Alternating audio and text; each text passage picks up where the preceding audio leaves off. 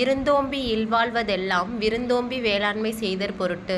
பொருளை பாதுகாத்து இல்வாழ்க்கை நடத்துறது எல்லாமே விருந்தினரை உபசரித்து அவங்களுக்கு உதவி செய்கிறதுக்காக தான் அப்படின்னு சொல்கிறாங்க.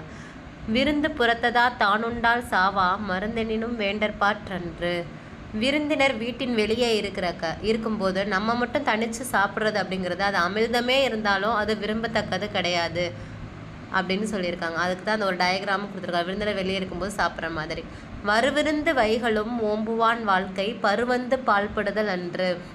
தன்னிடம் வரக்கூடிய விருந்தினரை பேணி உபசரிக்கிறவங்களோட வாழ்க்கையில் வறுமை துன்பம்னு ஒன்று ஏற்படுறதே கிடையாது அப்படின்னு சொல்லியிருக்காங்க. அகனமர்ந்து செய்யால் உரையும் முகனமர்ந்து நல்விருந்து ஓம்புவான் இல்.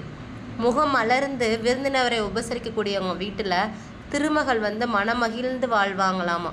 இது திருமகளை பற்றி சொல்லியிருக்கக்கூடிய ஒரு குறள். அகனமர்ந்து செய்யால் உரையும் முகனமர்ந்து நல்விருந்து ஓம்புவான் இல். வித்தும் இடல் வேண்டும் கொல்லோ விருந்தோம்பி மிச்சில் மிசைவான் புலம்.